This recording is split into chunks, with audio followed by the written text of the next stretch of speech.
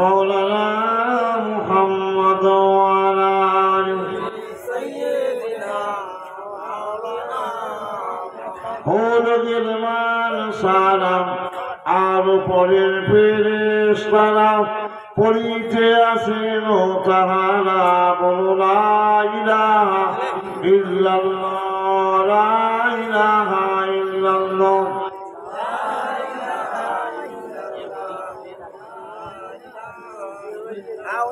এই কালিমা সঙ্গের সাথে এই কালিমা ঘরের বাতি বড় কালিমা দিবানাতি কালিমা ছাড়া নাই গতি লা ইলাহা ইল্লাল্লাহ লা ইলাহা ইল্লাল্লাহ লা ইলাহা ইল্লাল্লাহ হাসবি রব্বি জাল্লাল্লাহ মা ফি কলবি গায়রুল্লাহ নূর মুহাম্মদ সাল্লাল্লাহু বলো লা ইলাহা ইল্লাল্লাহ লা ইলাহা ইল্লাল্লাহ লা ইলাহা ইল্লাল্লাহ মুহাম্মাদুর রাসূলুল্লাহ।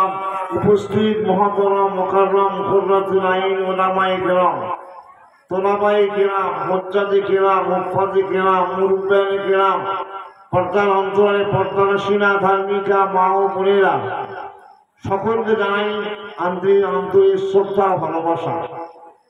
আমি আপনাদের পরিচিত মানুষ, আমি একেবারে অপরিচিত নয়।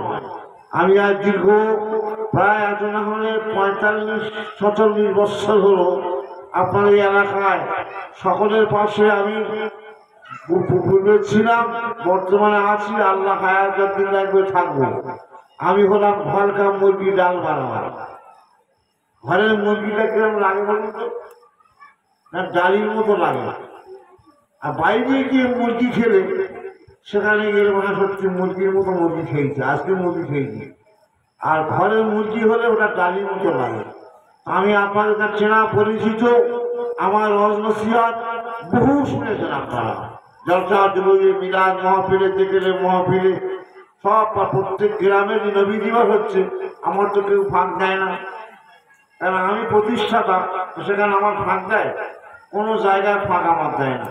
যাই হোক, আপনাদের সম্মুখে উপস্থিত হয়েছি, আপনাদের অনেক অনেক ধন্যবাদ, মোবারকবাদ, শুভেচ্ছা আবার আমার পক্ষ থেকে জানাই যে অন্যান্য বৎসরের নয়, এই বৎসর আবার এই জায়গায় আপনার মুসলিমের 8-10 ঘর মানুষ একত্রিত হয়ে নবী দিবস পালন করার জন্য যে আপনারা উদ্যোক্তা হয়েছেন, আয়োজন করেছেন, তাই আল্লাহ পাক যেন এই মিলাদুন নবীর জলসাকে কবুল আর মঞ্জুর করে নেয়। সকলে বলুন আমিন। আমরা হলাম আল্লাহর বান্দা, রাসূল পাক সাল্লাল্লাহু আলাইহি ওয়াসাল্লামের গুনাহগার উম্মত। মুজাদ্দিদ জামান দাদা হুজুর কিবলা রাহমাতুল্লাহ আলাইহি ভক্তবৃন্দ, তাই মহান আল্লাহ পাকের শুকরিয়া শুকরিয়া আদায় করে বলুন আলহামদুলিল্লাহ। আমি গুনাহগার, আকসা সিয়াগার গুনাহগার আল্লাহর বান্দা, রাসূল পাক সাল্লামের গুনাহগার উম্মত। মুজাদ্দিদ জামান দাদা হুজুর কিবলা রাহমাতুল্লাহ আলাইহি দরবারে একজন নগণ্য মুরিদ আপনাদের সম্মুখে উপস্থিত। অনেক অনেক ধন্যবাদ, মোবারকবাদ, শুভেচ্ছাবাদ আমি জানাই। বাদ মাগরিব থেকে নিয়ে এতক্ষণ পর্যন্ত হাদিস এবং কোরআনের আলোকে বহু আলোচনা শুনেছেন। আমি কিছু নবী পাক সাল্লাল্লাহু আলাইহি ওয়াসাল্লামের সম্পর্কে কিছু আলোচনা করতে চাচ্ছি, আপনারা মনোযোগ সহকারে শুনবেন আশা করি। বিশ্বনবী আকায়ে নামদার তাজদারে মদিনা হুজুর পাক সাল্লাল্লাহু আলাইহি ওয়াসাল্লামের নামে যে আজ মিলাদুন নবী জন্মদিবস উপলক্ষে আজ মিলাদ বাড়ি রবিউল আউয়াল সোমবার দিনে রাসূল পাক সাল্লাল্লাহু আলাইহি ওয়াসাল্লাম ভূমিষ্ঠ হয়েছিলেন। 570 খ্রিস্টাব্দে বাড়ি রবিউল আউয়াল তিনি এসেছিলেন। রাসূল করিম সাল্লাল্লাহু আলাইহি ওয়াসাল্লাম যদি সৃষ্টি না হতো, আসমান জমিন পাহাড় পর্বত সূর্য চন্দ্র নক্ষত্র মানব দানব কিছুই সৃষ্টি করতেন না। সেই বিশ্বনবী রাসূল করিম সাল্লাল্লাহু আলাইহি ওয়াসাল্লাম আজ শুধু আমাদের কোরআনে নয়, হাদিসে নয়, বিভিন্ন ধর্মগ্রন্থের মধ্যে আল্লাহ নবীর সম্পর্কে আলোচনা করা হয়েছে। আমরা কতটুকুই বা মানি, আমাদের থেকে আর অন্য ধর্মের মানুষরা তারা রাসূল পাক সাল্লাল্লাহু আলাইহি ওয়াসাল্লামকে শ্রদ্ধা এবং ভালোবাসে। হযরত বিশ্বনবী রাসূল করিম সাল্লাল্লাহু আলাইহি সাল্লাম জগতে আসার পর তিনি বলেছিলেন আমি পিতা ইব্রাহিমের দোয়া, আর দোয়া মুখুল ইবাদত, দোয়া হলো ইবাদতের মগজ, ইবাদতের হাতিয়ার। আর তাকবীর লা ইলাহা ইল্লাল্লাহ বিদ্যা, মানুষের ভাগ্য পরিবর্তন হয় না, একটা জিনিসের ভাগ্য পরিবর্তন হয় দোয়ার ওসিলা। দেখো সুবহানাল্লাহ। তার দোয়া চেয়েছিলেন কে? ইব্রাহিম আলাইহিস সালাম। পিতা বলছেন পিতা ইব্রাহিমের দোয়া। আর দ্বিতীয় কথা, মা আমেনার স্বপ্নের প্রতীক আমি, আর ঈসা নবীর সুসংবাদ আমি। তা 570 খ্রিস্টাব্দে বাড়ি রবিউল আউয়াল যখন সবে সাদেক করে, তখন রাতও নয় দিনও নয়। যদি রাতে আসে দিন রাগ করবে, আর দিন যদি আসে রাতও রাগ করবে, অভিমান করবে। সেই জন্য এমন সময় এলেন সবে সাদেকের সময়, সে দিন নয় আর রাতও নয়। তাই আবু লাহাব ধর্মদ্রোহী, কাফের, বেঈমান, নাস্তিক একজন, সে আবু লাহাবের বাড়ি একটা কৃত দাসী ছিল। তখন গোলামের দাসীর একটা কথা ছিল, যতদিন মুক্তি না দেবে ততক্ষণ মধ্যে সে মুক্তি পাবে না। দরজার কাছে গিয়ে পরে সবে সাদেকের সময় গিয়ে ঠাক ঠাক ঠাক ঠাক করে আওয়াজ দিচ্ছে। আবু লাহাব জিজ্ঞাসা করছে কে কে তুমি, এই সময় আওয়াজ দিচ্ছ, খুবের বিঘ্ন ঘটাচ্ছ? বলে আমি সোয়াইবি, আপনার বাড়ির দাসী। কি খবর? না আমি আমেনার বাড়িতে গিয়েছিলাম, দিয়ে দেখলাম আমেনার গর্ভ থেকে এমন একটা সন্তান এসছে যেন মনে হয় পূর্ণিমার চাঁদ নেমে এসছে। ধরে বলে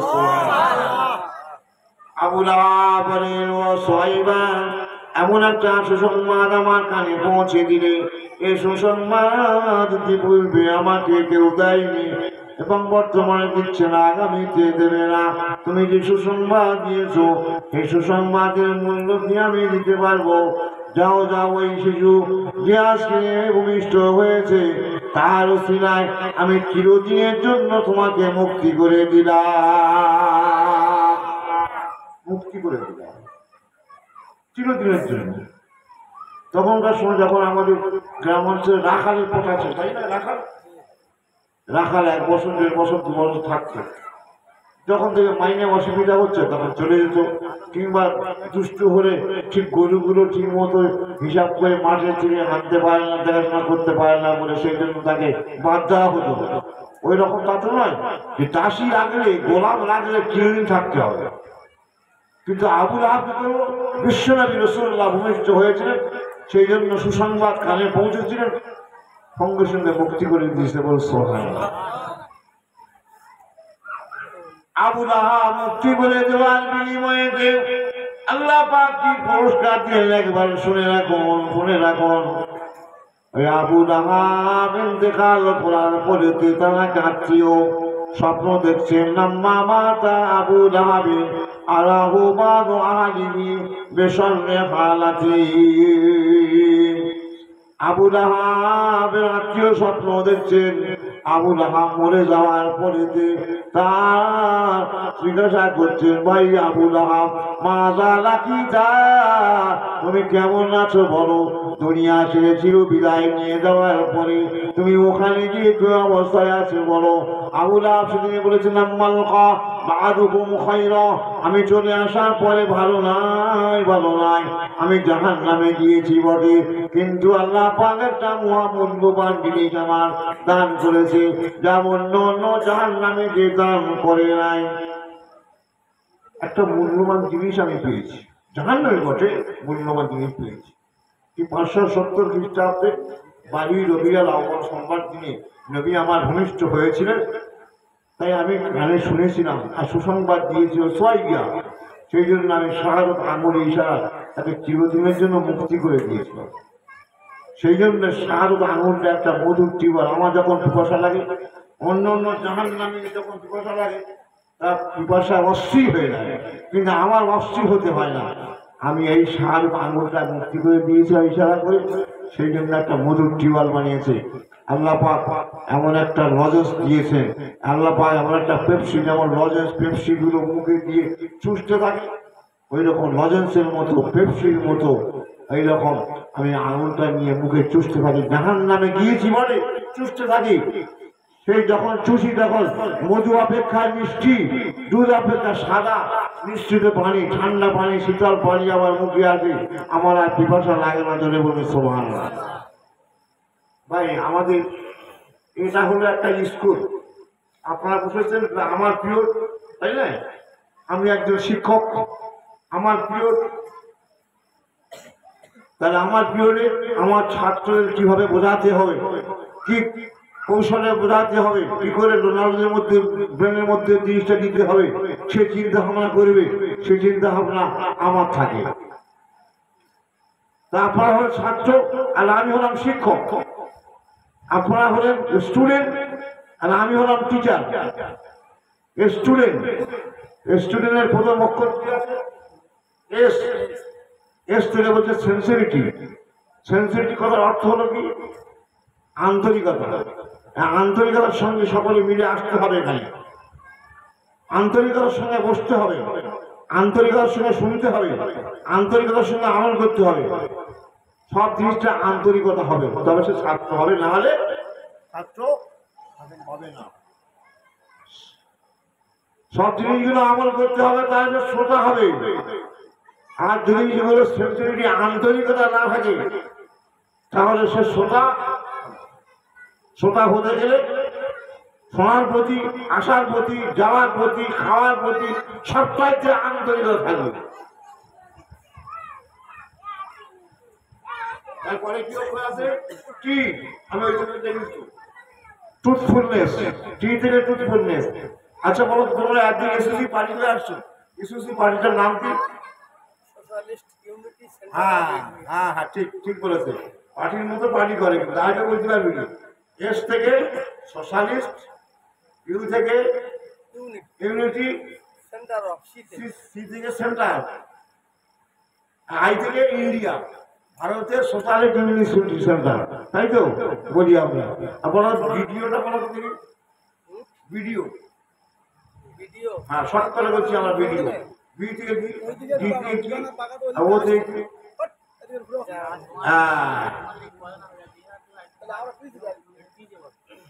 আর বিজেপি বি থেকে কি, বিজেপি ডি থেকে কি, শেখার জায়গা।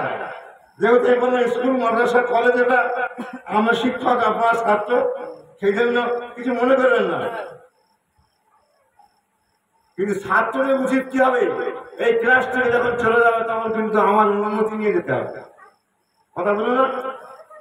যারা এখনো আসেননি তারা ক্লাসের মধ্যে ঘন্টা পড়ে গেছে, ক্লাস শুরু হয়ে গেছে, সুতরাং আপনার বাইরে থাকতে পারেন না, চলে আসতে। বি থেকে কি, ভারতীয়, ডি থেকে, ডে থেকে জনতা, পি থেকে পার্টি। এইরকম প্রত্যেকে আমরা শর্ট হ্যান্ডে আমরা বলে থাকি। আমরা থানাকে কিন্তু পিএস, পিজি গ্যাস থেকে আমার, পি থেকে পুলিশ, এস থেকে স্টেশন, পুলিশ স্টেশন। কথা বুঝলো না? সেই জন্য আমি স্টুডেন্টকে প্রত্যেকটা অক্ষর নিয়ে আমি আপনাদের বিশেষ করছি, বুঝতে পারছেন? যেমন আমার তৃণমূল, টি থেকে টি, তৃণ থেকে টি, আর নিয়ম থেকে মূল, মূল থেকে এম, তৃণমূল কংগ্রেস থেকে সি, টিএমসি, তাই না? বলে থাকি আমরা। এরকম প্রত্যেকটা একটা অর্থ আছে আর কি, অর্থ না থাকলে হয় না। তো যেমন মেরাজ, মেরাজ একটা শব্দ, অনেক কিছু জানা আছে আমাদের। মেরাজ, মিম বলছে আমি মেরাজ, জোরে বলুন সুবহানাল্লাহ। মেরাজ দিতে গেলে মিম, আইন, রে, আলিফ, জিম, মেরাজ। মিম বলছে আমি মেরাজ। মেরাজটা হলো, কিন্তু কোথায়, প্লেসটা কোথায়, কোন জায়গা হলো? আইন বলছে আমি তার পরোক্ষ রাইটের আমি উত্তর দেবো। আইন থেকে আসছে আদিমে হলো, জোরে বলুন সুবহানাল্লাহ। আসছে আদিমে তো হলো, কিন্তু কাজ কখন হলো? আসছে আদিমে তো হলো, কিন্তু কখন, সময়টা কখন? রে বলছে কি রাত্রে হলো, জোরে বলুন সুবহানাল্লাহ। রাত্রেতে হলো, কিন্তু কার সঙ্গে হলো? আলিফ কি বলছে? আমি আল্লাহর সঙ্গে হলো। আলিফ বলছি আল্লাহ, আল্লাহর সঙ্গে হলো। আচ্ছা আলিফ শুধু আল্লাহর সঙ্গে তো হলো, রসুলের মেরাজটা সশরীর হলো না ঘুমন্ত অবস্থা হলো? রসুলের বয়স কত? কত বয়স ইন্তেকাল করেছিলেন? হ্যাঁ, 63 বছর। আমি 90 বছর। হ্যাঁ, মনে রেখেছে 27 বছর মেয়েরাজে কাটিয়েছে, আর বাকি 63 সাহস কত হয়? 90 বছর। বলছে রসুল সালামের মেয়েরাজটা সশরীরে হলো না ঘুমন্ত অবস্থা হলো? আমরা সশরীরে দিল্লি গেলাম, দিল্লি পার্লামেন্টে ঘুরে আসলাম, প্রধানমন্ত্রীর সঙ্গে সাক্ষাৎ করে আসলাম, এটা একটা দিক। আর ঘুমিয়ে ঘুমিয়ে দুচালা পুঁজির মধ্যে কুড়ে ঘরের মধ্যে স্বপ্ন দেখছি প্রধানমন্ত্রীর সঙ্গে গিয়ে মুখে মুখে মিলছি, হাজাতে আমরা হাসা করছি। একটু সমান হলো? আল্লাহর নবী সশরীরে গেল, জান্নাত জাহান্নাম দেখলো, আল্লাহর সঙ্গে দিদার করলো সশরীরে না ঘুমন্ত অবস্থা? না প্রমাণ? সেখানে একটা অক্ষর বাকি আছে। কোন অক্ষর বাকি আছে? কোন অক্ষর বাকি আছে? জিম। জিম ঠিক হচ্ছে দেশওয়ানি, অর্থাৎ রাসূলুল্লাহ মেরাজের সশরীরে। তার বিশ্লেষণ হয়ে গেল এরকম, যেমন আদালত, আদালতে আকারে থেকে আকার বলছে আমি আলিমু, আলিমু আদা জায়গার থেকে বলছে দালাল, দালাল যারা লয়ার, যারা উকিল, যারা ওরা হলো দালাল। গাছের কোটের গাছের পাতা পর্যন্ত চল নাই, তার দালাল না, দালাল সেটা আছে। আর তারপরে দয়াকার পরে কি আছে? ল। ল লম্বর গুলো যাচ্ছে, মেরিগঞ্জের গোলাবাড়ি লম্বর গুলো সব যাচ্ছে কার কাছে? দালালের কাছে যাচ্ছে লম্বর। আর সেই সঙ্গে কি বাকি আছে? তো আমরা তমুজি, তমুজি কাকে বলে? সাধু। তমুজি কার সঙ্গে কথা বলে, সাধনা করে, গাছতলায় বসে চুপ করে চুপ বসে আছে সাধু। হাকিম, ওটার যে হাকিম যে ও তপসী, ও চুপ করে কলম নিয়ে চুপ করে ঘরে বসে আছে। আর যাবজ্জীবন জেল হবে, আর যে ব্যক্তি খালাস হবে কলম মান্দি হয়ে যাবে, তাহলে ও তপসী। কথা বুঝাচ্ছেন? তাহলে আমি বিশ্লেষণ করে ব্যাখ্যা করছিলাম, কি বলছিলাম যে স্টুডেন্ট, আপনারা স্টুডেন্ট, সবগুলো স্টুডেন্ট, কলেজ স্কুল মাদ্রাসা যেমন স্টুডেন্ট ছাত্র যায়, সে আপনার সব ছাত্র। তাহলে সেই ছাত্র এস থেকে বলে সেন্সিটি আন্তরিকতা, আন্তরিকতার সঙ্গে ক্লাসে আসতে হবে, আন্তরিকার সঙ্গে বসতে হবে, আন্তরিকতার সঙ্গে শিক্ষকের লেকচার শুনতে হবে, আন্তরিকার সঙ্গে মনে বলছে কি কালি করো মন লেখে 3 জন, তোমার মনে সেটাকে ধরে নিতে হবে, ক্লাস করতে হবে, আর সেটা পরীক্ষা পড়লে ভালো করে লিখতে হবে। সব কাজটা আন্তরিকতার সঙ্গে হবে। টিতে বলছে কি কি আসছো, কি বলছে ট্রুথফুলনেস, সত্যবাদী। যে সত্যবাদী হবে সে ছাত্র হবে। মিথ্যাবাদী সে মিথ্যা কি আর শিখতে এসছে না, মিথ্যাবাদী হতে এসছে। সত্য শিখতে এসছে না মিথ্যা শিখতে এসছে? সত্য। তার সত্যবাদী হলে সে ছাত্র হবে, সত্যবাদী হলে সে শ্রোতা হবে, সত্যবাদী হলে সে ছাত্র হবে।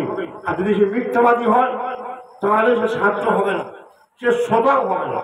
শ্রোতা হতে গেলে সত্যবাদী শ্রোতা হতে হবে। সত্য কথা কি বলছে? আল্লাহ কোরআন কি বললেন? ইয়া আইয়ুহাল্লাযীনা আমানু কুনু মাস সাদিকিন। হে ধর্মবিশ্বাসী বান্দাগণ, তোমার সত্যবাদীর সঙ্গে থাকো। কি বললেন? সত্যবাদীর সঙ্গে থাকো, মিথ্যাবাদীর সঙ্গে থাকো না। সমস্ত পাপের মা হচ্ছে কোনটা? সমস্ত পাপের মা কোনটা? মিথ্যা কথা বল। বলছি বলেন, সব বলেন। সমস্ত পাপের মা হচ্ছে মিথ্যা কথা বল। রাসূল করিম সাল্লাল্লাহু আলাইহি ওয়াসাল্লামের নিকটে একটা ব্যক্তি গিয়েছেন, গিয়ে বলছে, ইয়া রাসূলুল্লাহ, হাবিবাল্লাহ, আমার 4টে বদাভ্যাস আছে, এটা কিন্তু আমি দূর করতে পারছি না, ছাড়তে পারছি না। আপনি এমন একটা মেডিসিন দিন, এমন একটা ঔষধ দিন, এমন একটা প্রতিষেধকের ব্যবস্থা করে দিন, এমন একটা কথা আমাকে উপদেশ দিন যেটা 4টে বস্তু সব চলে যায় আমার। কি আছে? 4টে বদাভ্যাস আছে, বোঝা না, প্রতিনিয়ত প্রতিদিন কিনতে হবে। কি আছে? বলে চুরি করার অভ্যাস আছে। কি কথা বলবো? প্রতিদিন চুরি করার অভ্যাস আছে, প্রত্যেকদিন চুরি করতে হয়। ব্যভিচার করার অভ্যাস আছে, প্রতিদিন ব্যভিচার করি আমি, ঠিক টাইম করে ব্যবহার করি। মদ পান করি, আর মিথ্যা কথা বলে। তাহলে আপনি এমন একটা কথা আমাকে বলে দিন যেন সবগুলো চলে যায়, সবগুলো ছেড়ে দিবেন। আল্লাহ রাসূল বললেন তুমি মিথ্যা কথা ছেড়ে দাও। বলে মিথ্যা কথা ছাড়লে বলে তো পদার্থ দূর হয়ে যাবে। বলে হ্যাঁ, পদার্থ দূর হয়ে যাবে। বলি এ তো মিথ্যা কথা সহজ, মিথ্যা কথা ছেড়ে দেওয়া খুব সহজ। ঠিক আছে, বাড়ি চলে গেল।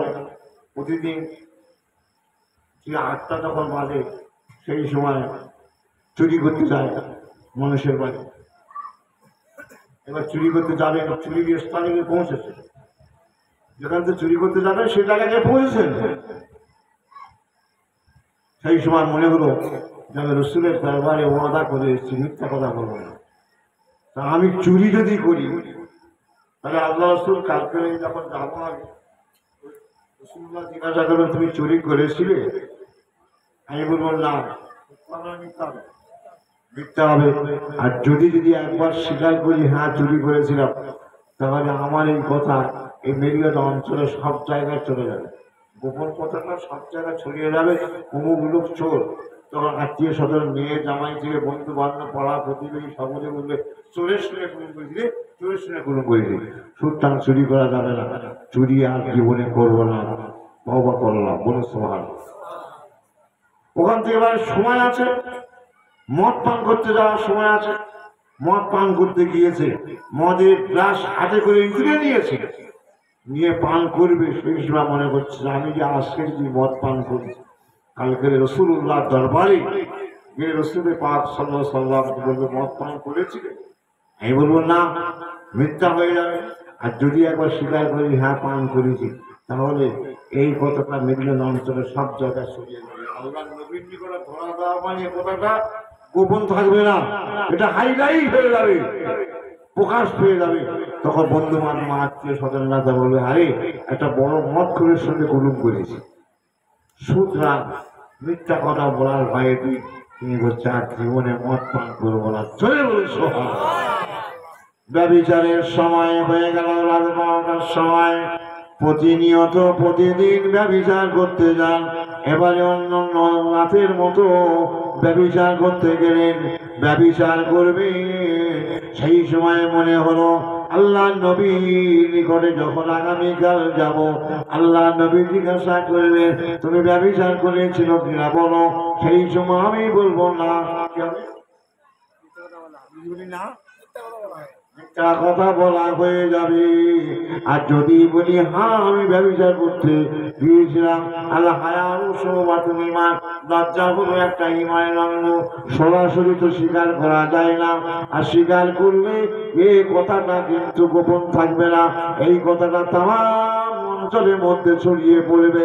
মানুষ তখন বলবে একটা ব্যভিচার ব্যক্তির সঙ্গে আত্মীয়তা করেছি, সুতরাং এই ব্যভিচার জীবনে করবো না। চলে বলুন সুবহানাল্লাহ। গৌসে সন্ধানী কুদমত্যা কথা বলার ভয়েতে 4টে বদাব্বার দূর হয়ে গেল। গৌসে সন্ধানী কুতুবে রব্বানী মহিউদ্দিন আব্দুল কাদের জিলানী রাহমাতুল্লাহ আলাইহি পড়তে যাবে।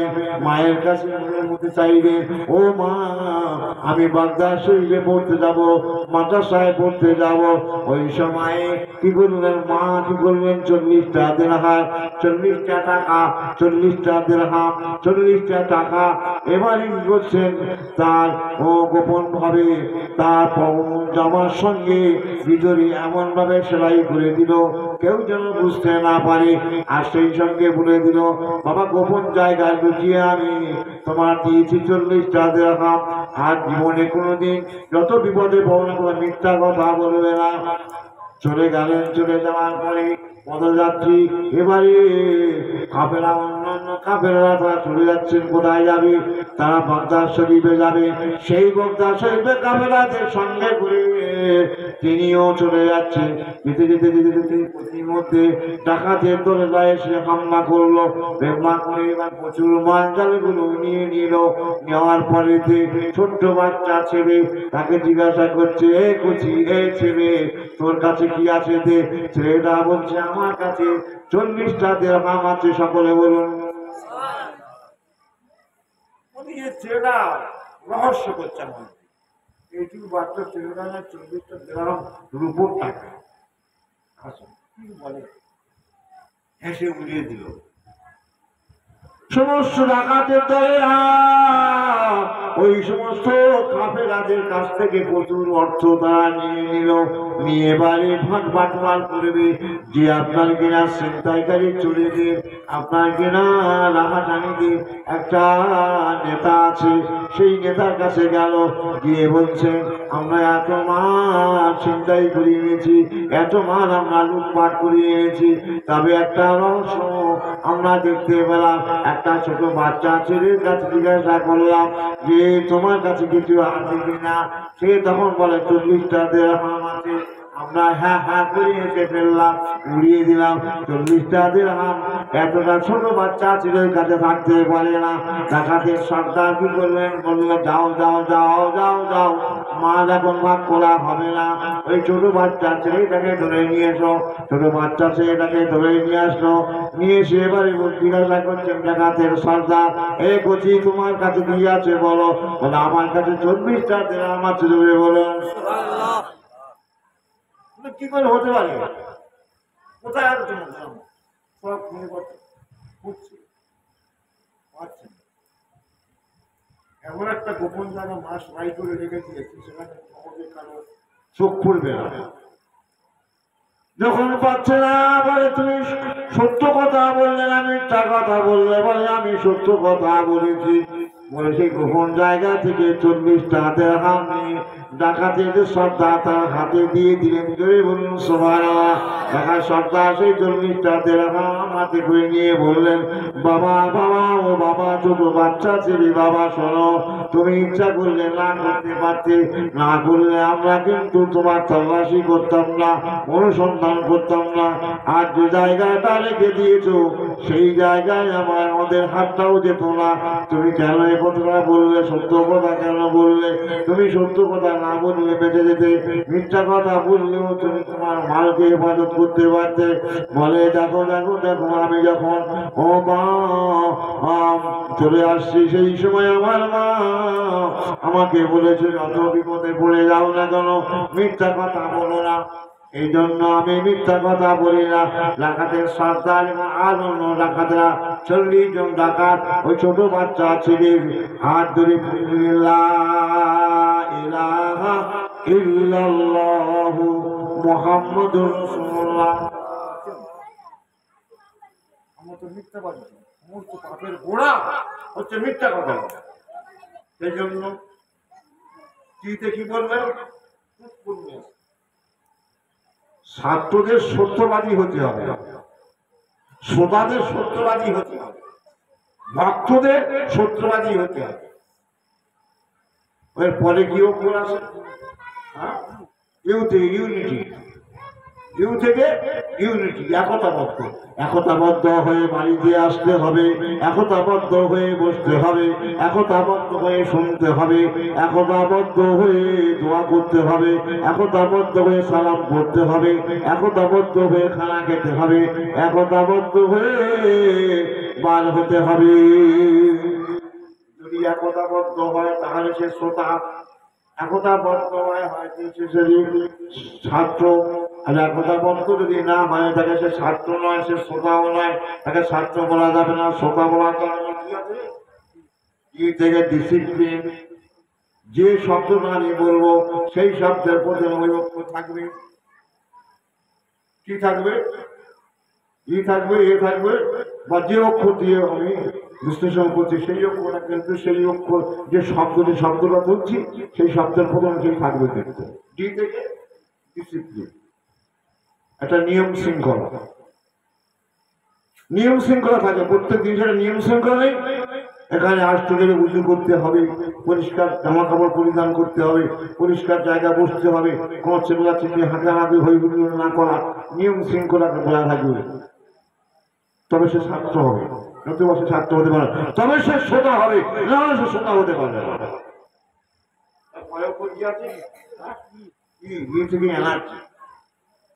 উৎসাহ, আনন্দ, উৎসাহ থাকবে।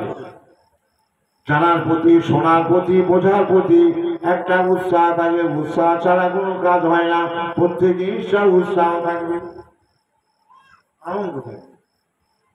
আজ উৎসাহের সঙ্গে কি বলেছিলেন, আজ আবু লাহাব উৎসাহের সঙ্গে খুশি মনে আর আনন্দের সঙ্গে আজ মুক্তি করে দিয়েছেন কীটদাসীকে। সেই জন্য আজ দুজকের আগুন সপ্তাহে সোমবার দিন নবী হয়েছিলেন, জন্ম নিয়েছিলেন। সপ্তাহে সোমবার কবরে আযাবটা হালকা হয়ে যায়। জোরে বলুন সুবহানাল্লাহ। সেই নবী, যে নবীর কথা আজ আমরা মনেই করছি না, যে নবীর আখলাক চরিত্র সম্পর্কে আমরা কালচার করছি না, কিন্তু অন্য অন্য ধর্মগ্রন্থের মধ্যে আমার নবীর গুণগান প্রশংসা রয়েছে।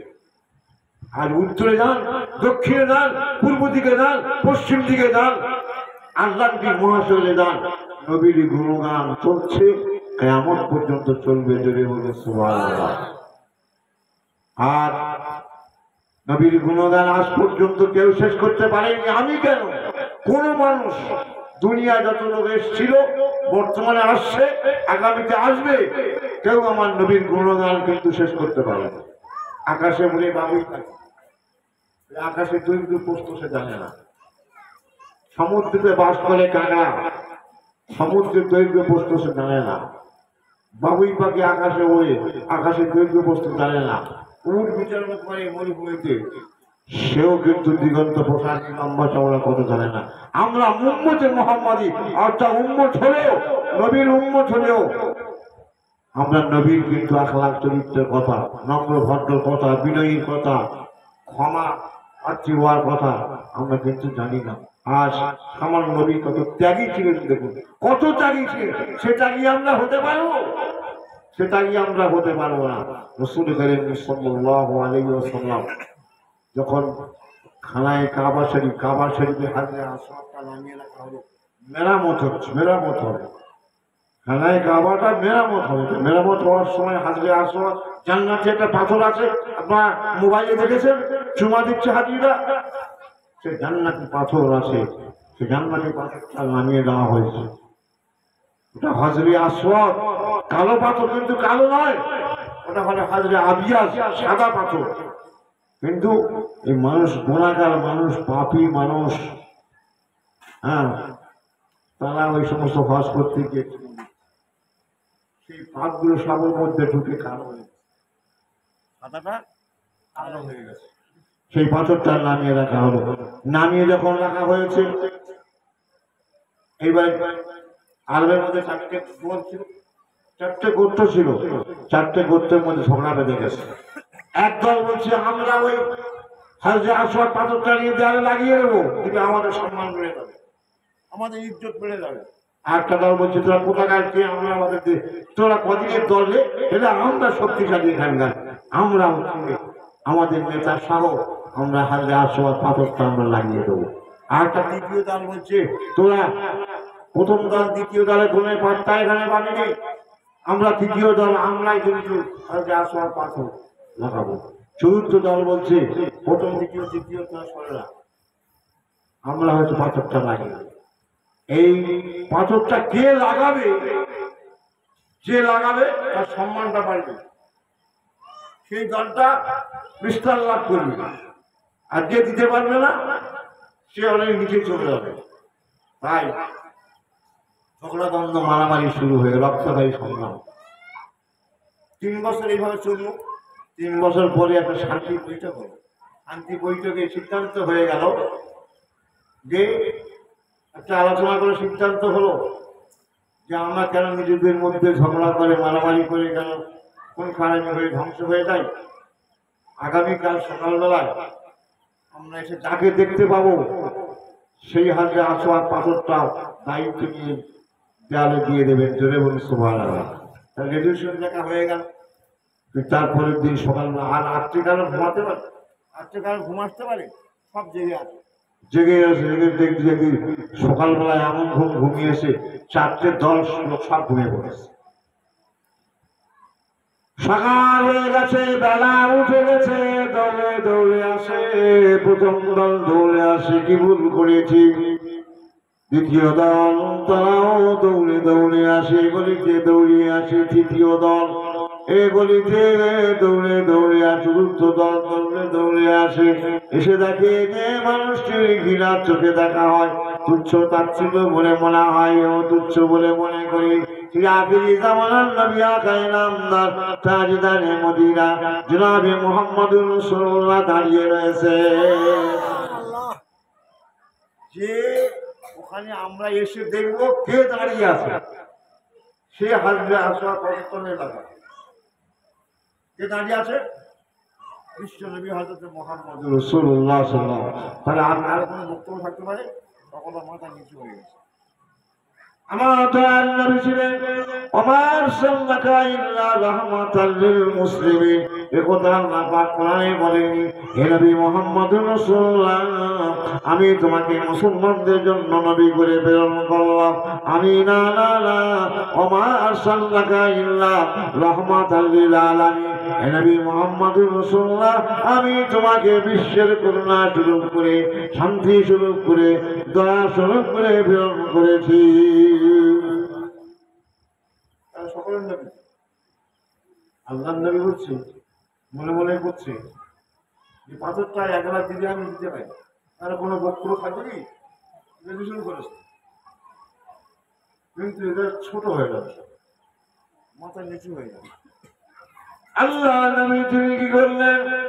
সেই পাথরটি নিয়ে একটা চাদর মোবারকটার মধ্যে দিয়ে দিয়ে, চাদর মোবারকটা মাঝখানে দিয়ে দিয়ে, চারটে নেতাকে ডেকে নিলেন। তাদের কর্মীরা, কর্মচারী যারা আছে, পার্টির লোক যারা, তাদের কোনো বক্তব্য থাকতে পারে? চারটে নেতাকে নিয়ে ভিন্নকে ডেকে নিয়েছেন। আল্লাহ নবী তখন বললেন, যাও চারটে নেতৃত্ব তোমরা চার করে ধরো। এবারে দেয়ালের নিকটে নিয়ে গেলেন, নিয়ে গিয়ে আল্লাহ নবী এবারে মাঝখানে পাথরটা রয়েছে, সেই পাথরটা নিয়ে দেওয়ালের গায়ে লাগিয়ে দিলেন।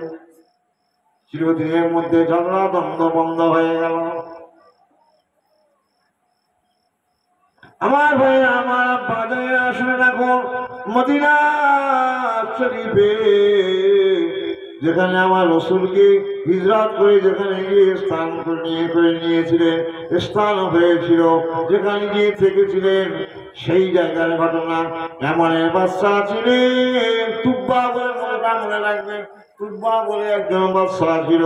সেই বাদশা এমনদের বাদশা, তিনি কি করছেন? ওই রাস্তা দিয়ে, মদিনার ওই রাস্তা দিয়ে 400 তৌরিতের পণ্ডিত 400 সঙ্গে করে নিয়ে তিনি হেঁটে হেঁটে যাচ্ছিলেন। হঠাৎ করে 400 তৌরিতের পণ্ডিত আলেম মানুষ তারা দাঁড়িয়ে পড়লেন, জোরে বলুন সুবহানাল্লাহ। মদিনা হয়ে আসছে তুব্বা বাদশা, আর সঙ্গে রয়েছে 400 পণ্ডিত, তাওরাতের পণ্ডিত আলেম। হঠাৎ করে থমকে দাঁড়িয়ে তুব্বা বাদশা বলেন, ও তৌরিতের পণ্ডিতেরা এখানে দাঁড়িয়ে, শুধু দাঁড়িয়ে নয়, সেই জায়গা বসে গেলেন। এই জায়গায় বসে বসে বলছে, আমরা আর যাবো না, এ মাটি আমাদের যেতে নিষেধ করছে। সুবহানাল্লাহ। তুব্বা বাদশা বলছে, কি হয়েছে? বলে, যাও পালা, এখানকার মাটি বলছে, ওরে ওরে তোরা বড়ই ভাগ্যবান হবি, তুই এখন এখানে বসবাস করিস, তাহলে তোরাই খুব ভাগ্যবান হবি। আল্লাহ নবী এখানে থাকার জায়গা হবে বলে, আল্লাহ নবী থাকার জায়গা এখানে হয়েছে কত শত বছর আগে, 400 500 কি 800 বছর আগের কথা চলে যাচ্ছে। এই কথা শুনে এমনের বাদশা তুব্বা করলেন, 400 পণ্ডিতের জন্য 400 ঘর বেঁধে দিলেন, মাল আজিম দিলেন, প্রচুর পরিমাণে মাল দিলেন, সকলে সাথে করে দিলেন, দিয়ে ওখানে থাকার অনুমতি দিলেন। আর একটা ঘর তিনি মনের মতো করলেন, এটা হলো আখিরি জামান নবী হযরত মুহাম্মদ সাল্লাল্লাহু আলাইহি সাল্লামের ঘর। করে বলেন কোথায় বসিয়ে, কোথায় তৌরিতের পণ্ডিত বাদশা তুব্বা আপনি ভালো করে ঘরটা নির্মাণ করে দিন। আমাদের আখির জামান নবী আকায়নাম তাজদারি মদিনা এই জন্মগ্রহণ করবেন মক্কায়। আমরা কিতাবের মধ্যে পেয়েছি, আমরা কিতাবের মধ্যে দেখেছি তিনি মক্কায় জন্মগ্রহণ করবেন। মক্কার মানুষরা তারা মক্কায় থাকতে দেবে না, ওই মক্কা হইতে মদিনায় চলে আসবে। আর মদিনায় এসে একমাত্র এই জায়গায় তিনি বসবাস করবেন। জোরে বলুন সুবহানাল্লাহ। এবারে আসি, ঘর তৈরি হয়ে গেল। আল্লাহ নবী দিকে মক্কা শরীফে এসে গেলেন। এবারে মক্কা মানুষেরা তার প্রতি এত নির্যাতন করতে আরম্ভ করলো যে গলায় গামছা দিয়ে টানতে আরম্ভ করলো, মাঝে কাঁটা পুঁতে রাখে, মৃত জন্তুর নারী বলি চাপিয়ে দেওয়া হয়। এমন করে অত্যাচার শুরু হয়ে গেল।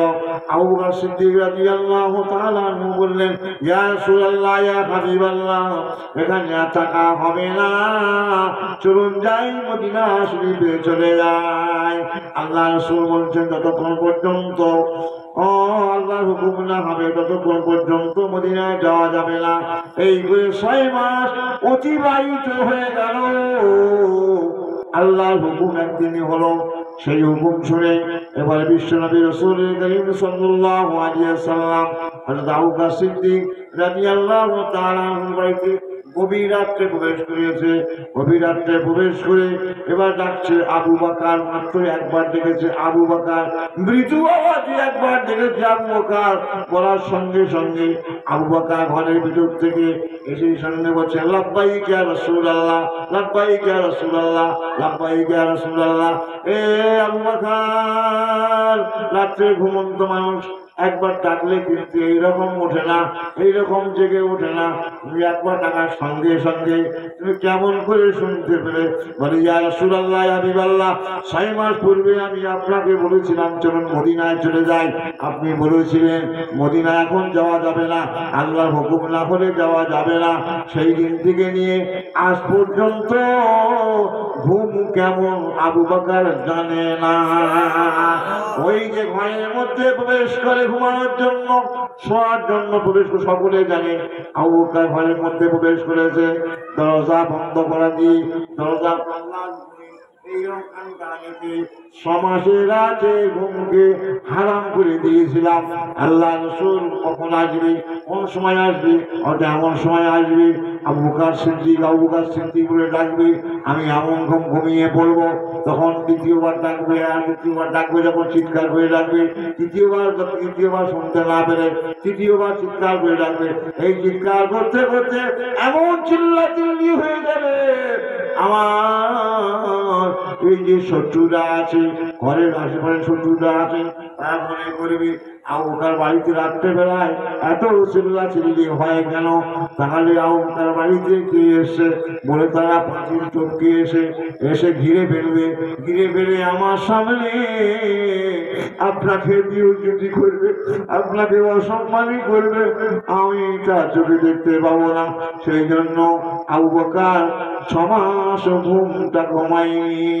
ওই দরজা পাল্লা করে নবীর আগমনের অপেক্ষায় থাকে।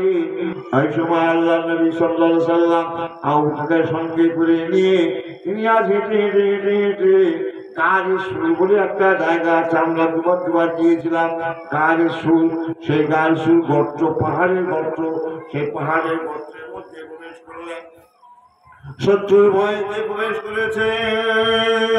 আর আবু বকর সিদ্দিক বলছে, ইয়া রাসূলুল্লাহ, হাবিবাল্লাহ, আমি একা, আমরা দুজনে, আমি একা আর আপনি দুজনে, আমরা দুজনে বড় ভয় লাগছে। আল্লাহ রাসূল বললেন, লা তাহজান ইন্নাল্লাহা মা'ানা।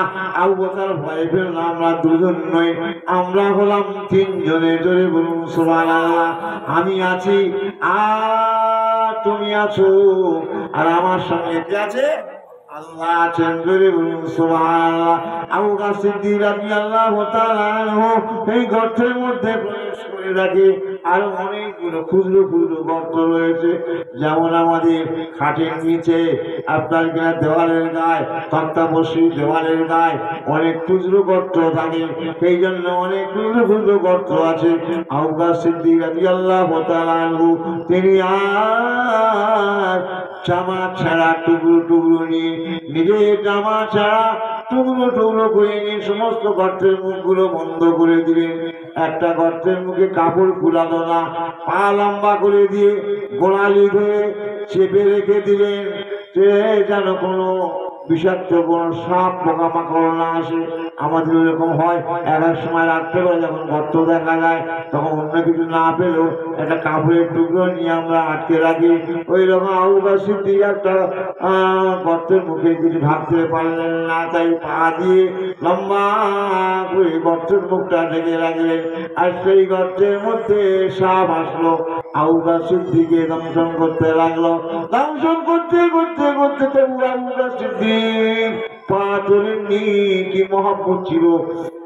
বলে হাজার হাজার আবু বকর যদি সংক্রমণ শহীদ হয়ে যায়, হাজার আবু বকর যদি ইন্তেকাল হয়ে যায়, কোনো ক্ষতি হবে না। কিন্তু বিশ্বনবী রাসূলুল্লাহ দংশন করে, তাহলে তিনি চলে গেলে আমাদের দুঃখের সীমা থাকবে না, কষ্টের সীমা থাকবে না। এই মনে করে গর্তের মধ্যে মুখে পা দিয়ে চেপে ধরে গেছেন। ওই বিষের জ্বালা, বিষের যন্ত্রণা সহ্য করতে পারলেন না। আল্লাহ নবী উলুতের উপরে মাথা দিয়ে শুয়ে রয়েছেন। আবু বকর সিদ্দিকের অশ্রু, আবু বকর সিদ্দিকের চোখের পানি টোপে টোপে টোপে টোপে টোপে আর বিশ্ব নবীর কপালে পড়লো। আল্লাহ নবী ঘুম ভেঙে গেল। আবু বকর সিদ্দিককে জিজ্ঞাসা করলেন, আবু বকর কাঁদছো কেন?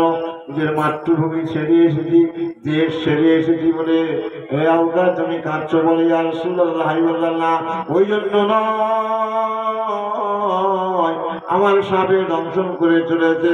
আবু বকর তোমার পায়ে কতবার দংশন করেছে? বলে অসংখ্যবার দংশন করেছে। আর একবার যখন দংশন করে সেই সময় পা না তুলে নাওনি। বলে ইয়া রাসূলুল্লাহ, হাবিবাল্লাহ, এই জন্য আমি পা তুলে নি। আমার মতো আবু বকর যদি ইন্তেকাল হয়ে যায় কোনো ক্ষতি হবে না। আর আপনি ইসলামের চেরাগ, ইসলামের বাদ, ইসলামের নূর যদি আপনি চলে যান আমাদের প্রচন্ড ক্ষতি হয়ে যাবে। সেই জন্য আমি পা তুলে নি। সঙ্গে সঙ্গে আল্লাহ নবী মুখে থুতু দিয়ে লাগিয়ে মলমের মতো লাগিয়ে দিলেন। দেওয়ার সঙ্গে সঙ্গে বিষ নষ্ট হয়ে গেল। জোরে বলুন সুবহানাল্লাহ। যাই হোক, যে কথা বলছিলাম, সেই যে ইয়ামানের বাদশা তুবা বলে বাদশা কার্যনি ভাবলো ও 400 যে তৌহিদের পণ্ডিত বিজ্ঞ মানুষ, তাদের 400 ঘর তো বেঁধে দিলেন, প্রচুর টাকা দিলেন, প্রচুর মাল দিলেন, দিয়ে বলছে যখন আল্লাহ নবী যখন এখানে আসবে, এখানে থাকার জায়গা হবে, তাহলে এখানে তোমার থাকো। আর সেই সঙ্গে সঙ্গে এমন এই বাদশা তুবা কি করবেন, একটা চিঠি লিখে সেই চিঠি লিখে সেই দৌলাতের পণ্ডিত 400-র মধ্যে যে কোনো একজনের হাতে দিয়ে দিবে, দিয়ে বলছে তোমাদের হয়তো নসিব হবে না, সে কত বছর পরে আসবে তার ঠিক নেই, তার চিঠিটা কিন্তু হস্তান্তর হবে। তুমি তোমার ছেলে হাত দেবে, তোমার ছেলে তারপরে ছেলে দেবে, তার ছেলে তারপরে ছেলে দেবে, তার বংশানুক্রমে চিঠিটা যারা বিশ্ব নবীর হাতে পৌঁছায়। দেবে বংশ অনুক্রমে, বলে বুঝেছে, বংশ অনুক্রমে প্রত্যেকে ইন্তেকাল করার আগে ওসিয়াত করে যাবে তার বেটার কাছে। বা ওই তলার পণ্ডিত যদি কোনো ছেলে না থাকে, ওই তলার পণ্ডিত 400 পণ্ডিতের আরো অন্য ছেলে থাকবে, তাদের কাছে এইরকম যত্ন সহকারে রেখে দেবে। সোনার উপর যেমন যত্ন সহকারে রাখে, সেই রকম আমার এই চিঠিটা এমন ভাবে পৌঁছে দেবে যেন মনে হচ্ছে যে বিশ্ব নবী যেন আমার জন্য দোয়া করে। চলে বলছে সুবহানাল্লাহ। সেই চিঠিতে লেখা হয়েছিল, চিঠি লিখেছিলেন সাহিত্য আলা আন্না আহমাদু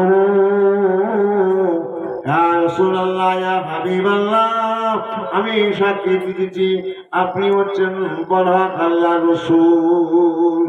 আফালা উমদ্দা উমরি ইলা উমরিহি, ওই দিন পর্যন্ত যদি আমি বেঁচে থাকি তাহলে আপনার যথাসাধ্য আপনার সাহায্য আমি করব। আর সেই সঙ্গে সঙ্গে আপনাদের দুশ্মন হবে, শত্রু যখন হবে, সেই শত্রুদের তলোয়ার দিয়ে আমি টুকরো টুকরো করবো, জিহাদ করবো।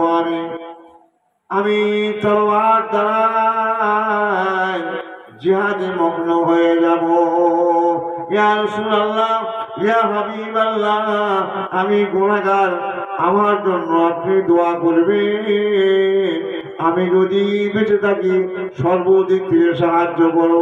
এই বলে চিঠিটা লিখে নিয়ে একটা তৌহিদ পণ্ডিতের কাছে দিয়ে বললেন, বাবা শোনো শোনো, এই চিঠিটা নষ্ট করবে না। এই চিঠি যদি ৮০০০০ বছর যদি হয়, ৮০০০০ বছর পরে যদি নবী এখানে আসে, নিশ্চয়ই তোমরা যখন বলেছো মাটি বলছে, মাটি কি বলছে, এখানে নবীর বাসস্থান হবে, তার নবী মক্কা থেকে মদিনায় আসবে, তাহলে ওর চিঠিটা নবীর নিকটে পৌঁছাবে। এবারে আমার নবী কি করছেন, আবু বকর সিদ্দিক রাদিয়াল্লাহু তাআলা আনহুর সঙ্গে করে নিয়ে এবারে মদিনায় পৌঁছে গেলেন। মদিনায় পৌঁছে যাওয়ার পরে মদিনার মানুষ কত আনন্দিত হয়েছে। আল্লাহ নবীকে আগিয়ে যেমন হেরোমানা আর আমাদের মেরিগঞ্জ, এত দূর থেকে যখন একটা মোড় আছে, সেই মোড়ে যখন পৌঁছেছে, দলে দলে মানুষেরা, দলে দলে ছোট বাচ্চা ছেলেরা তারা আগিয়ে নিতে এসছে, কবিতা পাঠ করেন। তারা আল বদরু আলাইনা মিন সানিয়াতিল বিদাই ওয়াজাবা শুকরু আলাইনা মাদালিল্লাহি দাই আসবহু বাদামিন তালাতিহি ওয়াল্লাইলু দাদামে ওয়াফরাতি ফাখার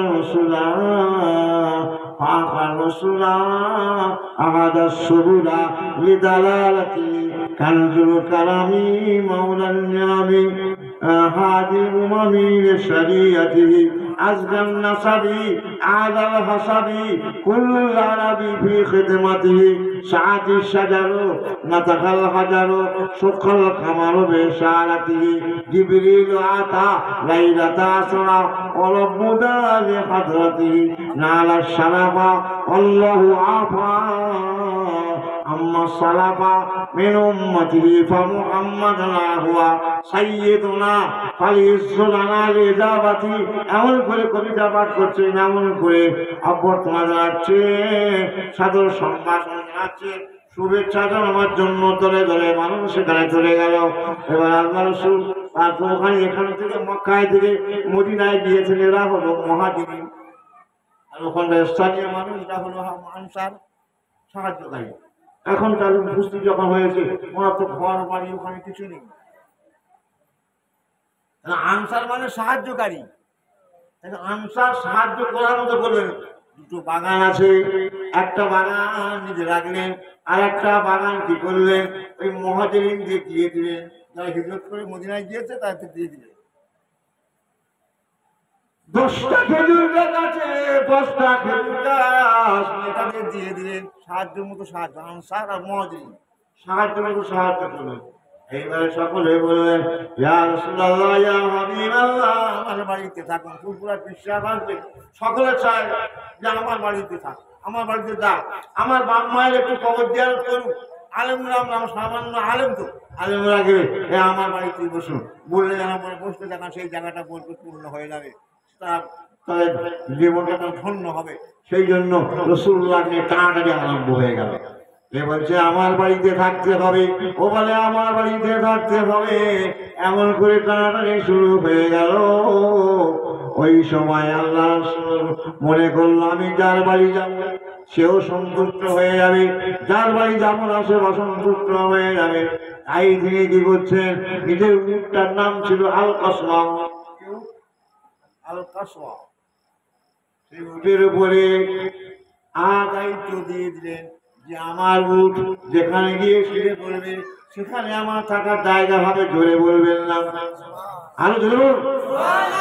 এই আমার আল কাসওয়া উট যেখানে গিয়ে শুয়ে পড়বে, বসে পড়বে। উট তো শোয় না, উট বসে পড়ে, উট গিয়ে বসে পড়বে, সেখানে আমার থাকার জায়গা। এর আগে যে কথাগুলো বলেছে মনে আছে কি? মনে আছে? তুব্বা বাদশার কথা মনে আছে? কোন পর্যন্ত ছিল কি বলেছিলাম? দায়িত্ব দেওয়া ছিল, একটা তৌহিদ পণ্ডিত আলেমের দায়িত্ব দেওয়া আছে যে তোমার 400 আলেম যখন 4টা তৌহিদের পণ্ডিতের ঘর দৌড় বেঁধে থাকবে, বিয়ে কাটি দিলাম, প্রচুর মাল দিলাম, একটা চিঠি লিখে দিচ্ছি, তাই না? বলে রাখো চিঠি লিখে দিচ্ছি, সেখানে যাচ্ছে বাজার। আর এদিকে রাসূলুল্লাহ উটের উপর দায়িত্ব দিল, উটের উপরে দায়িত্ব দিলাম। উঠ যেখানে গিয়ে বসে পড়বে সেখানে আমার জায়গা হবে, আর কারো কোনো আপত্তি হইল না। আহা অবলা পশু চতুষ্পাদ জন্তুর উপরে দায়িত্ব দেওয়া হয়েছে, যেখানে বসে পড়বে সেই জায়গা নবীর জায়গা হয়ে যাবে। এই উট আস্তে আস্তে গুটি পায়ে চলতে লাগলো, আর মদিনাবাসীরা পিছন থেকে দলবদ্ধ হয়ে চিন্তা করছে, মনে মনে করছে কে হবে আজকে ভাগ্যবান, কে হবে দুর্ভাগ্য, কার কপাল ভালো হবে, কার নসিব ভালো হবে, যে উটটা তার বাড়িতে গিয়ে বসে পড়বে। এই করতে করতে করতে সেই বিগত যে সমস্ত কথাগুলো আলোচনা আমি করেছিলাম, সেই চিঠিটা আপনার সমক্ষমে আস্তে আস্তে আস্তে আবু আইয়ুব আনসারীর কাছে এসেছিল। কার কাছে? আবু আইয়ুব আনসারী। আবু আইয়ুব আনসারীর হাতে চিঠিটা এসেছেন। আর সেই যে ঘরটি আমাদের বাদশা কুবা বাদশা যে ঘরটা বেঁধে রেখেছিলেন, সেই ঘরটার উপরে লিখেছিলেন আখির জামান নবী হযরত মুহাম্মদ সাল্লাল্লাহু আলাইহি ওয়াসাল্লামের ঘর। সেই ঘরের সামনে গিয়ে উটটা বসে পড়ল। সেই সময় আবু আইয়ুব আনসারী আল্লাহ নবী এসেছেন এবং পূর্বে তৌহিদের পণ্ডিতরা এক এক করে বলে গিয়েছে যে বিশ্ব নবী আসবেন, এখানে থাকার জায়গা হবে। সেইভাবে আল্লাহ নবী সেই জায়গাটা সেখানে ভ্রমণ করে দিলেন। আর সেই চিঠিটা এমন বাদশা কুবা বাদশা চিঠি লিখেছিলেন, সেই চিঠিটা সাহিত্য আলা আহমদ আন্নাহু, সেই চিঠিটা পড়ছেন দেখছেন যে আমি সাক্ষী দিতেছি। কে বুঝছে? তিনি বলছেন আমি সাক্ষী দিতেছি মুহাম্মদ সাল্লাল্লাহু আলাইহি ওয়াসাল্লাম আল্লাহর প্রিয় রাসূল, বলা রাসূল সুবহানাল্লাহ। ফালাউ মুদ্দা উমরি ইলা উমরিহি, ওই দিন পর্যন্ত যদি আমি জীবিত থাকি তাহলে সর্বদিক থেকে আমি হযরত মুহাম্মদ সাল্লামের সাহায্য করব। আর সেই সঙ্গে সঙ্গে শত্রুদের তরোয়ার দিয়ে আমি যুদ্ধ করব, তরোয়ার দিয়ে আমি যুদ্ধে রত হয়ে যাব। আল্লাহ নবীকে চিঠিটা পড়ছেন আর কাঁদছেন, কাঁদতে কাঁদতে কাঁদতে চোখটা ঝাপটা হয়ে গেছে। আর তিনি বুঝতে পারছেন না কি প্রেমিক কি মহব্বত। এই জন্য বলা হয়েছে কুনতুম তুহিব্বুনাল্লাহ ফাত্তাবিউনি ইউহিব্বুকুমুল্লাহ ওয়া ইয়াগফির লাকুম যুনুবাকুম আল্লাহু গফুরুর রহিম। হে নবী মুহাম্মদ সাল্লাল্লাহু আলাইহি ওয়াসাল্লাম, তুমি মানুষকে বলে দাও যদি আমাকে পেতে চায়, আমাকে ভালোবাসতে চায়, সর্বপ্রথমে তোমার ভালোবাসতে হবে, তোমার অনুসরণ করতে হবে। তোমার অনুসরণ করলে তোমার ভালোবাসতে আমার ভালোবাসা হয়ে যাবে। আর আমি আল্লাহ তার জিন্দেগানি জীবনে গুনাহকে ক্ষমা করে দেব। জোরে বলুন সুবহানাল্লাহ। হাদিসে লাইমেনু আহাদুকুম তাকুনা বাইরাইয়ে মেওয়ালিদিহি ওয়ালাদিহি ওয়ান নাসান মাই, কোনো মানুষ মুমিন হতে পারবে না যতক্ষণ পর্যন্ত তার পিতা পুত্র সন্তান সন্ততি জমি জায়গা ঘর বাড়ি অপেক্ষা আল্লাহ নবীকে ভালো না বাসে।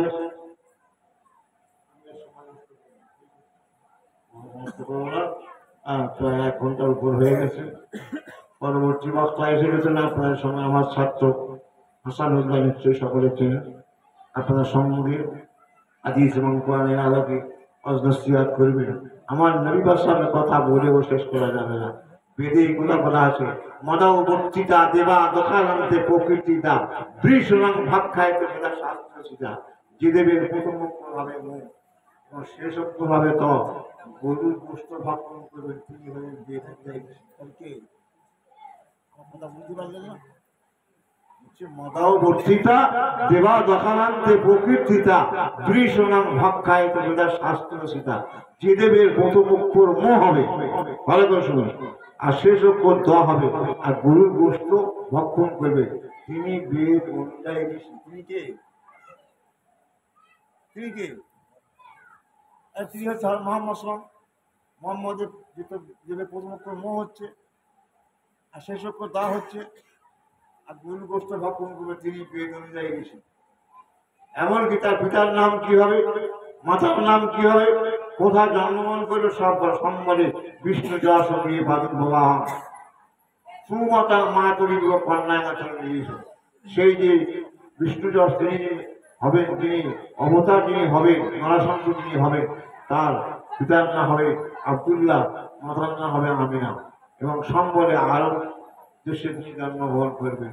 অনেক আলোচনা আছে। একটা হিন্দু মানুষ কি মহাব্বতে, ভালোবাসায়, প্রেমে একটা কবিতা পড়ে শুনিয়ে দিচ্ছেন। আমি সেই কবিতাটা বলে আমার বক্তব্য শেষ করবো। কি বললেন? हो सर के से ता गर्भ माल का अंबर और आर्शो से ता वर्ष हो पर दरहा मदीना हर बहार दर वाले परस वाले कोसर और एक तरफ उन्होंने सजीद दर साले के मिस्किन को काबू हो तो प्याले सब छोड़ते ना लाइन के हजरत के उठा ले दोनों सुभान अल्लाह। তিনি কি বলছেন? হিন্দু সালেকরাম, একটা হিন্দু মানুষ, তিনি আজকে নবীর শানে কবিতা পাঠ করে বলছে পৃথিবীর পূর্ব প্রান্ত থেকে নিয়ে আর পশ্চিম প্রান্ত পর্যন্ত যদি মাল একত্রিত করা হয়, আর 800 টা বর্ষ হোপার দরাহমদিনা, আকাশ থেকে নিয়ে আর জমিন পর্যন্ত, নবমণ্ডল থেকে নিয়ে আর ভূমণ্ডল পর্যন্ত যদি টাকা পয়সা একত্রিত করা হয়, আর বাহার তার পানি পারস মানে কৌশল, তাম পৃথিবী যত সমুদ্র আছে সেই সমুদ্রের পানি নিয়ে যদি মতি তৈরি করা হয়, আর তাম পৃথিবীর যত পাহাড় আছে পাহাড়গুলো যদি স্পর্শ মতি তৈরি করা হয়, এত মূল্যবান জিনিস, হীরা জহরত মণি মুক্তা টাকা পয়সা, এতগুলো জিনিস যদি একদিকে রাখা হয় আর একদিকেই থাকবে আখির জামান নবী হযরত মুহাম্মদ রাসূলুল্লাহ সাল্লাল্লাহু আলাইহি ওয়াসাল্লাম, আর মাঝখানে আমার মতো সালেগ্রাম যদি দাঁড়াতে বলা হয়, দাঁড়িয়ে আমি যাব, আর পৃথিবীর মানুষ আমাকে যদি বলে एक तरफ में संगीत आता है साले को मिस्किन को काबू हो तो क्या ले, हे साले को मिस्किन सुनो, একদিকে হীরা জহরত মণি মুক্তা অঢেল মাল আছে, আর একদিকে আপনি মুহাম্মদ সাল্লাল্লাহু আলাইহি ওয়াসাল্লাম তোমার মন যেটা চায় তুমি তুলে নিতে পারো। তখন সালেকরাম বলছে যেদিকে হীরা জহরত মণি মুক্তা আছে সেদিকে যাওয়া দূরের কথা, একবার লক্ষ্য করে আমি দেখবো না, যেদিকে আকায় রামদার তাইদারে মদিনা হুজুরে পাক সাল্লাল্লাহু আলাইহি ওয়াসাল্লাম দাঁড়িয়ে আছে সেই দিকে দৌড়ে দৌড়ে গিয়ে তার জুতা মোবারক দুটি খুলে নিয়ে একবার মুখে করে জড়িয়ে ধরবো, একবার মাথায় করে তুলে সম্মান জানাবো, জোরে বলে সুবহানাল্লাহ। সেই আল্লাহর নবী সাল্লাল্লাহু আলাইহি ওয়াসাল্লামের শানে একটু আমরা সালাম পাঠ করি, ইয়া নবী সালাম